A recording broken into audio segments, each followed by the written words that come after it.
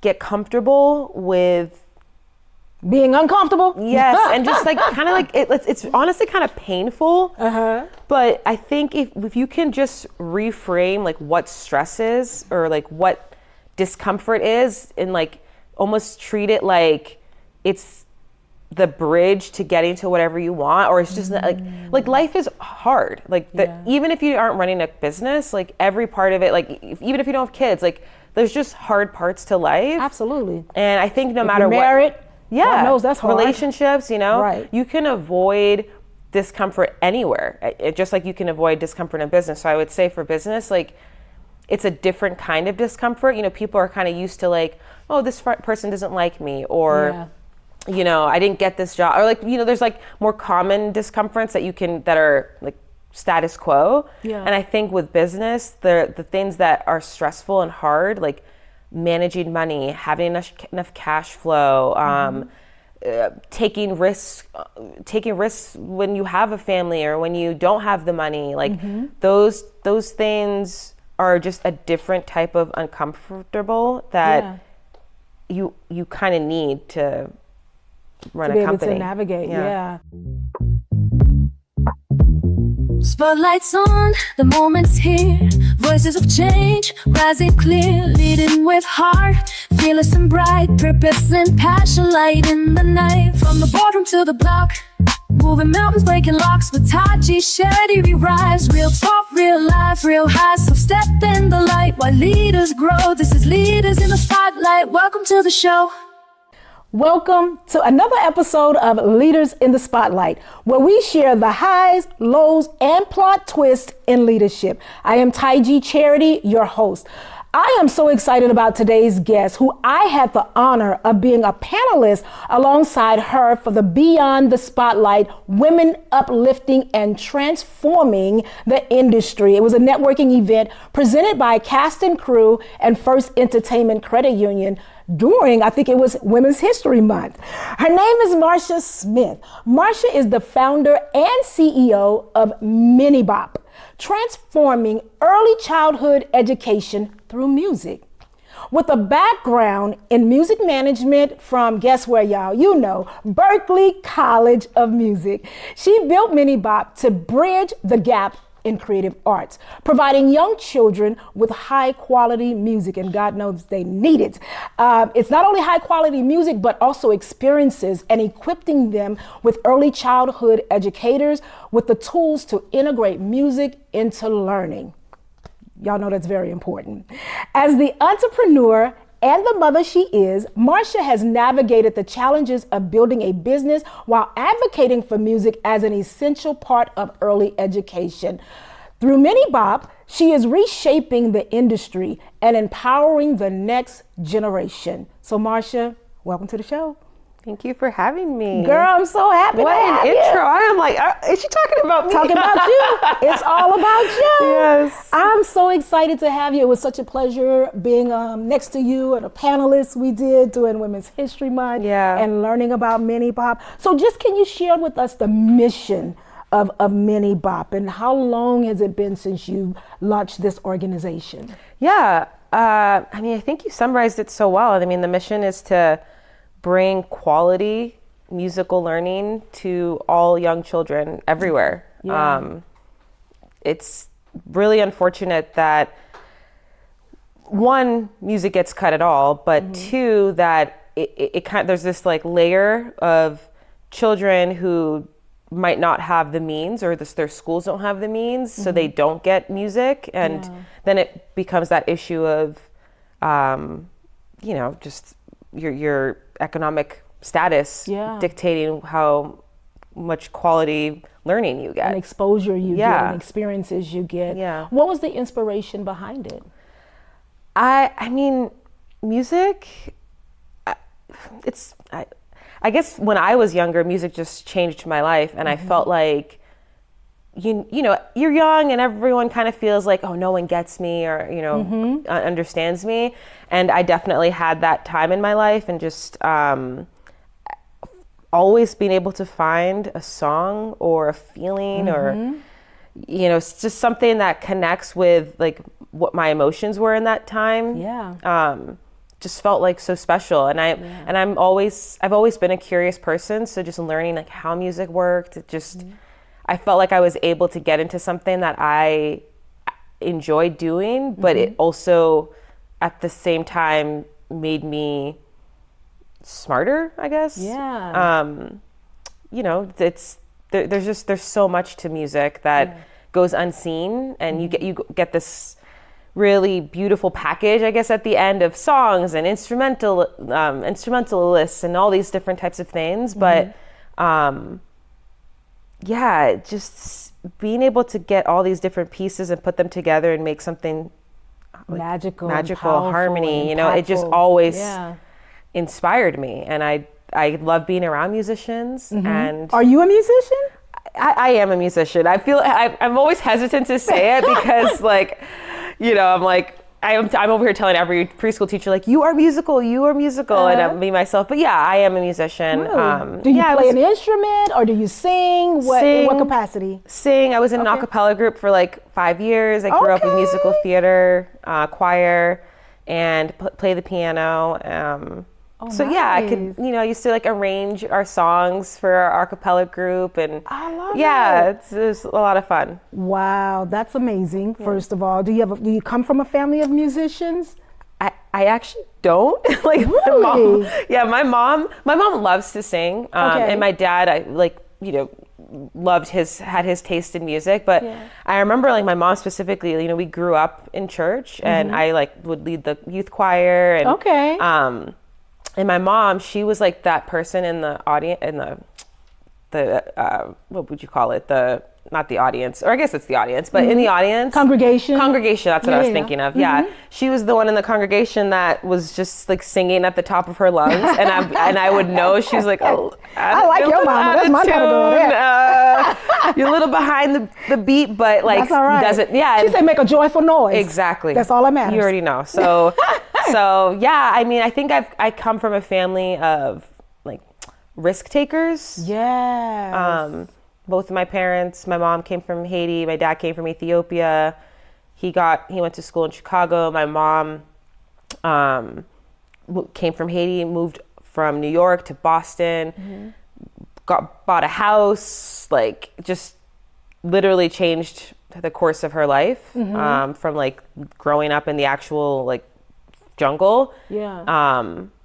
And stories that she says, you know, she would like have to go and get her own water, and like, you know, all of these ways that I hear, but I can't actually like fully like empathize with, because I have, you know, she just created a whole new life for us to be able to be here.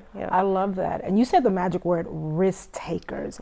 Like it does take an enormous amount of risk as well as faith to be able to launch a nonprofit organization. So I want to talk to you just about, how long has the organization been around? It has been, we're going into year 5/6. Oh, great. Yeah. Okay. We're not a nonprofit technically, but but I mean, same. I mean, there's just so much that goes behind starting a business. Period. Yeah. It is putting yourself out there to be able to learn, to be able to make mistakes, to be able to get back up, try again, to learn how to make connections. Like there's so many pieces into being an entrepreneur and creating a business. In terms of that, when did you know you wanted to create your own business? Like what sort of piqued that curiosity? Yeah, that's a good question. You know, I think being in music, you know, you always kind of have, because, you know, I came to LA wanting to like be an artist, or, you know, just like figuring out like being entertainment, like what does that look like? And so that in itself is just kind of a spark of entrepreneurialism, I feel like, you know, having to like believe in yourself and, you know, create, you know, create in your artistry and to do all of that. So I think I've always had this thing in me of wanting to bring something to life that like comes from me, just being in music. But where it really turned was I was working in corporate banking, and I was on their business development team. So I would go to different branches and basically offer like financial literacy programming to their employees.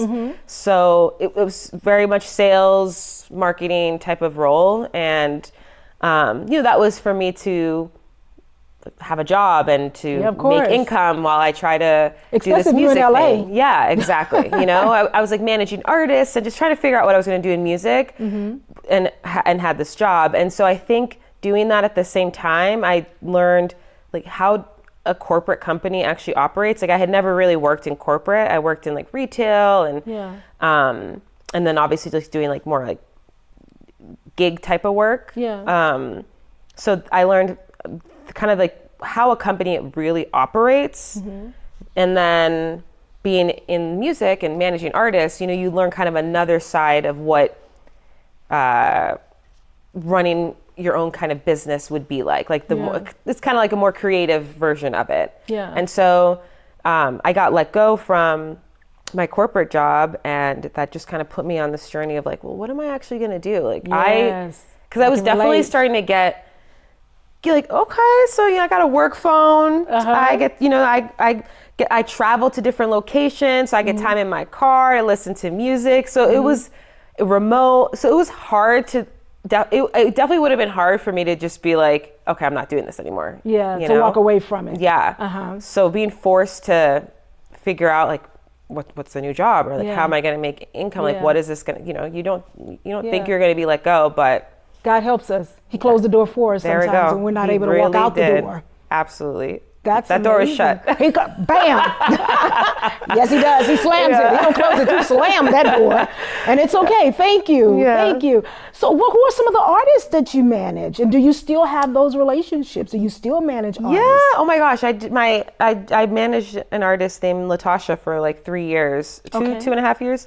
I just saw her last week. Like, really? So yeah, and VCR I managed for a little bit, and she's like doing amazing, like this beautiful violinist, like beautiful person. Wow. And so yeah, I definitely feel proud that I managed artists, and it might not have been like my thing to keep doing, but I was able to still keep really solid relationships. Yeah, and that's important. Especially when you're managing a business. I mean, leadership requires you to have, I would think, some level of relationship building abilities, to be able to connect with people, maintain relationships, and things like that. So it's great that you have been maintaining or still have those relationships. Thank you.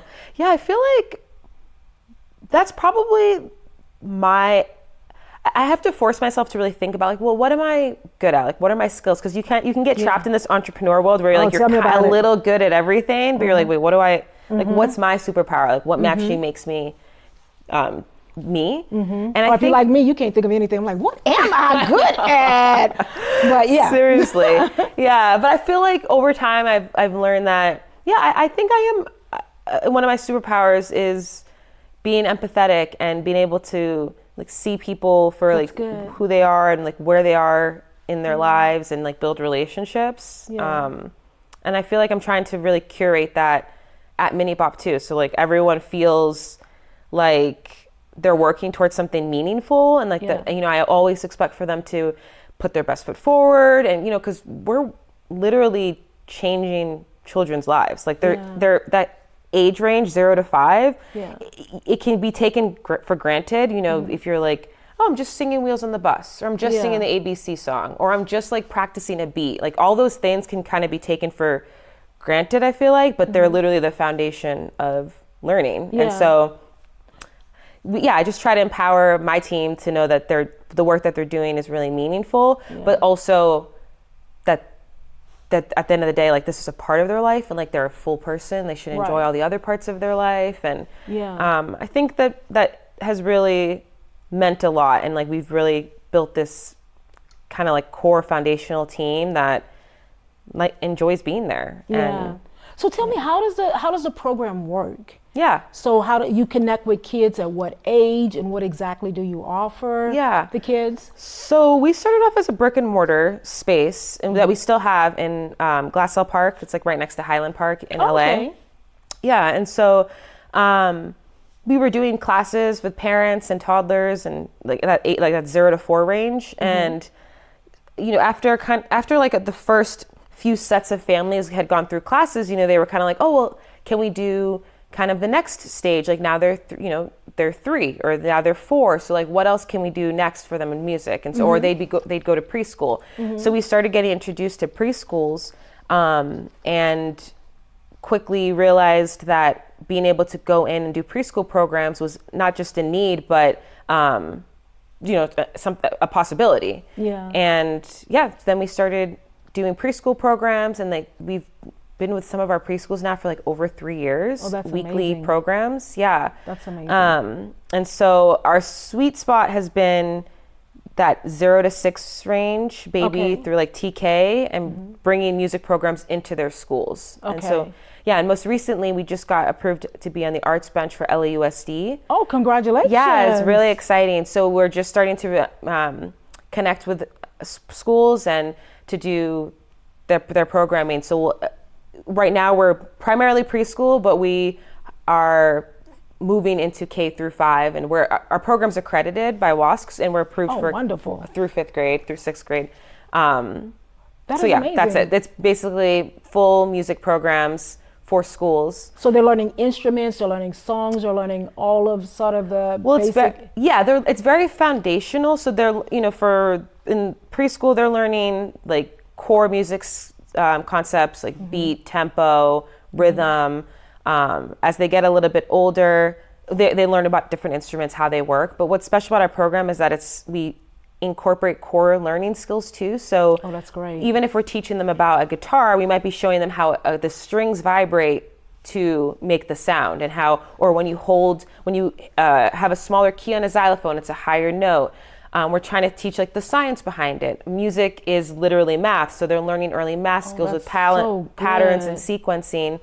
And then what really special is for our slightly older kids, so like 5, 6 and up. We do some early songwriting with them, so they're learning how to connect their emotions to words and to rhyme those words, and how do you compose that into a song and connect it to a melody. Okay. So those are the kind of musical concepts we're doing, and then it all wraps up in some type of performance or showcase to like highlight the skills that they've been learning. Look, girl, I'm a 50+ grown woman wanting to sign up for your program, okay? It's a lot of fun. It's a lot of fun. It sounds like it. And I don't know if you were one of those mothers, but I was that mom who had the earplugs on my stomach when I was pregnant. Yeah. So it's introducing my child to music while she was still being formed. Totally. That's just how powerful and impactful music is. You want to know a fun fact because I've been doing a lot of research, because we've been doing these trainings to teach preschool teachers how they can teach music. We're teaching 3-year-olds about a beat or the difference between beat and rhythm, but their teachers don't necessarily know that. And so we're teaching preschool teachers, like even if you might not necessarily be able to have a full service program where a teacher comes every week, you can still teach music throughout the week with these like core concepts. So you're training the teachers to teach. Exactly, yeah. But a fun fact is, before any child can even talk, they understand music. Like music actually is like their first language, like across the board. The brain can understand music before it can understand words. Wow. Yeah. I believe it. Because you hear a beat, your body just responds to it, right? Yeah. It just responds. Yeah. Look, what advice would you give any young person who's considering starting a business? Like just talk to me a little bit about your leadership style, some of the highs and lows in leadership and starting your own business. How real are we trying to get? Girl, let's get all the way real. Okay. That's all I know. Look, transparent. Hold on, let me get some water right now. We ready. Okay, so highs, I would say, so having like these past like 4 or 5 years, I was pregnant, I had 2 kids, like there was a lot happening, but one thing that was great was that I was able to like curate my life, like create, like, okay, even if I had to work late nights, like I could spend a few hours in the morning with my child, or especially working owning our own space, like I could bring my kids to work with me, and like I had that flexibility, and like that I feel like is going to be priceless. Like I can already see the difference in my kids, that they got to spend time with their parents. And then I think just advice for anyone starting is just get comfortable with being uncomfortable. Yes, and just like kind of like it's honestly kind of painful. But I think if you can just reframe like what stress is, or like what discomfort is, and like almost treat it like it's the bridge to getting to whatever you want, or it's just like life is hard. Like even if you aren't running a business, like every part of it, like even if you don't have kids, like there's just hard parts to life. Absolutely. And I think no matter you're married, what, God knows that's hard. Relationships, Right. you can avoid discomfort anywhere, just like you can avoid discomfort in business. So I would say for business, like it's a different kind of discomfort. People are kind of used to like, oh, this person doesn't like me, or I didn't get this job, or like, there's like more common discomforts that are like status quo. And I think with business, the things that are stressful and hard, like managing money, having enough cash flow, taking risks when you have a family or when you don't have the money, like those things are just a different type of uncomfortable that you kind of need to run a company. To navigate. That's good, because you are required to, in running a business, you are required to have a basic understanding of all of the areas in which your business is doing business. Totally. And so you really do have to get uncomfortable and learn the things that you don't know. Yeah. Right? Something in business that I've learned too is, every business is different, kind of like every child is different. Yeah. But like there's frameworks around it, and then you have to make every framework your own. And I think if I had learned earlier, like even what you have to learn, what is a framework? How does how do you apply them? Like, why do you need them? What is, there's all these terms that are thrown out, like operations, marketing, like like they're just kind of thrown out, and like people are teaching you random parts of it, but no one really connects them. Like what does operations really do, and how does that connect to like marketing, or is it like those things? I how feel all like the components work together for the advancement and the growth and the stability of the business itself. And the more I've thought about it, like creating a song, like the more it's clicked in my brain. Like there's just different parts of like creating a song that a producer does, the artist does, that like all the admin behind it, like that helped me kind of process, like, okay, this is what running a company is. It's not, there's just so many layers to it. So the more you can kind of compare it to, like a lot of people like to compare it to like a game or So what advice would you give someone that feels like, well, we don't have all of those pieces, like we don't have a team, like I'm just starting out? Because I know for me, I was always I can show you better than I can tell you. Like in terms of trying to communicate the strategy, I'm like, let me just do it and show you what it looks like. That's the way I've been able to operate. But what advice would you give someone that says, look, I don't even know how to get started. I have an idea, but I don't have a team. I don't have all the pieces to put in place to launch a business. What advice would you give?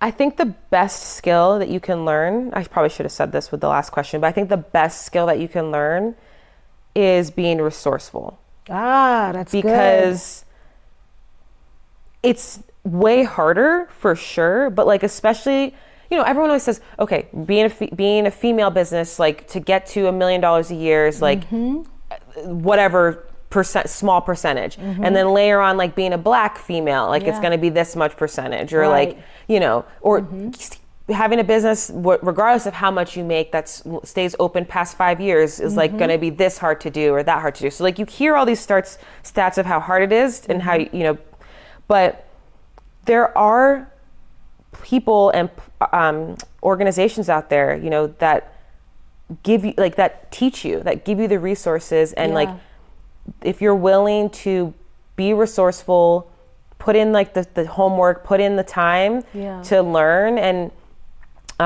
try,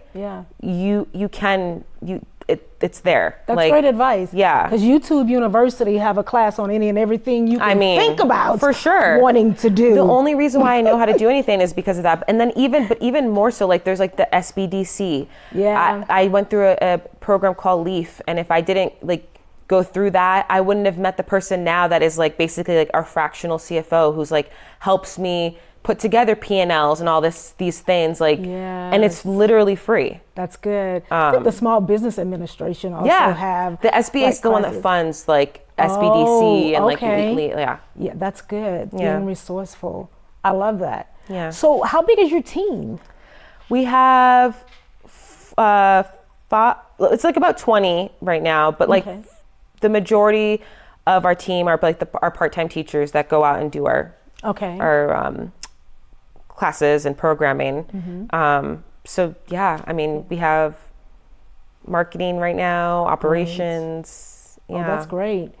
So how challenging or how easy has it been to build a team, getting the right people on the bus that aligns with your mission and your heart for the work that you do? I've had some hard lessons for sure. Yeah. Lessons. Tell us about some of those hard lessons. You know, I think you kind of take, when people talk about like building a culture or you know, making sure everyone's aligned with like the vision, like it sounds kind of like fluffy when you hear it. You don't really know what that means, like how granular you need to get. And then there also is like a bit of an insecurity because you know, you're kind of thinking, oh, well, am I just trying to make a team of people that like I like? You know, like what does this actually mean to? So I think for me, a couple of the hard lessons I've learned are like, you know, you do outgrow people, or people, and it's not to say that you don't want to grow with people, but like some people just don't grow at the same speed as you, and like you have to be okay with that and honest and transparent. And I think I've had a lot of lessons where if I was more transparent sooner about like where we are, where they are, you know, I could have avoided some heartache. So now I'm just like very clear, like, well, this is what we're doing. This is what we care about. You know, we care about being able to be honest with each other, but not doing it in a way doing it with love. Like you can say the truth. With love. Absolutely. And kindness. Yes, for sure. And you can still say the truth, like with what you need. We don't really deal with like being passive aggressive or, you know, it's just why? Like if we all have to be here to work and get like, let's make it as joyful and as impactful and meaningful as we can. And I think part of that is feeling good around the people that you're with. That's excellent. I mean, that's really excellent advice, because I know for a long time it was really hard. I was always tiptoeing around because I'm very sensitive to other people's feelings. Like I've never wanted to hurt people's feelings. I never wanted to. And I was like, well, how do I address it without hurting their feelings? And I really had to reframe how I process and even how I present, because I have a very strong voice, period. I can be whispering and I may sound aggressive. And I'm really not. Like I'm just mushy on the inside. I want to hug you as I'm telling you I'm upset about whatever you're doing, but I want to hug you at the same time. So, you know, I had to process that. So that's excellent advice. And I hate this because they told me my warning is up, my 5-minute little tagline is up. So I'm like, no. But I want to know real quickly, who are some of the leaders you admire? Oh my gosh, that's a good question. I would say, I'm trying to think of a good one. Emma Grande, I don't know if I'm saying her last name right, Grande. She's the one that she started Good American, Skims. Like I really admire her story because she doesn't play like victim at all. She's just kind of like, I'm a Black female. I'm going to learn what I got to learn. I'm going to be in there with the big guys, and I'm going to also make a difference and make people feel good. And I feel like that's what I want to do too. Like I want to show that you can do really whatever you want. Yeah. Not that it's going to be easy, Right. but you can also do it in a way that is helping. Like, what is the point of doing anything if it's not to help Uplifting someone else. Exactly. Right. You know, and like That's leaving good. some type of good and some type of imprint. So is she a public speaker? She's currently the CEO of Good American. I think she's okay. president at Skims. Okay. Yeah. Awesome. She just to me is like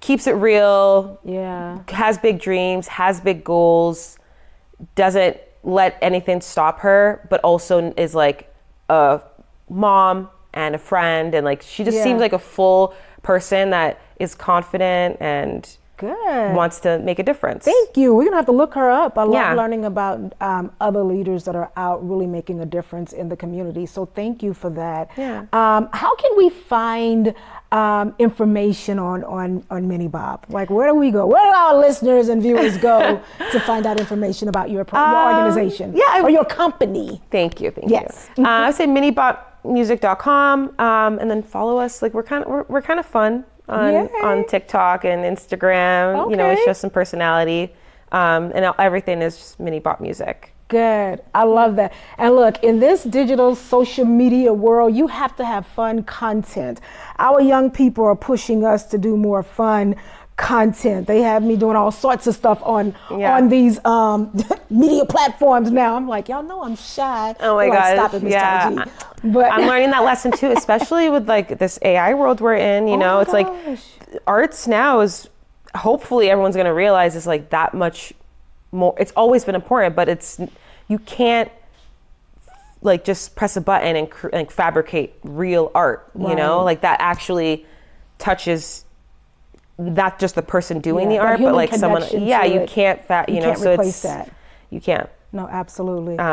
So yeah. Marsha, this has been great. It has been a pleasure Thank having you so I'm so much. excited. Ladies and gentlemen, that is our show for today. I hope that you've heard something that will help you and inspire you on your leadership journey. And until next time, please stay tuned. Do those 3 magical words: like, share, subscribe. And we're on God One TV now. So make sure you're subscribing to God One TV and streaming some of the past episodes as well. Our goal is to really highlight leaders doing amazing things in our community. So again, thank you and have a great day. Bye now. All right, ladies and gentlemen, that is our show for today. I hope you were inspired and you gained some valuable nuggets that will help you to become a better leader and to walk in your God-given authority. Bye until next time.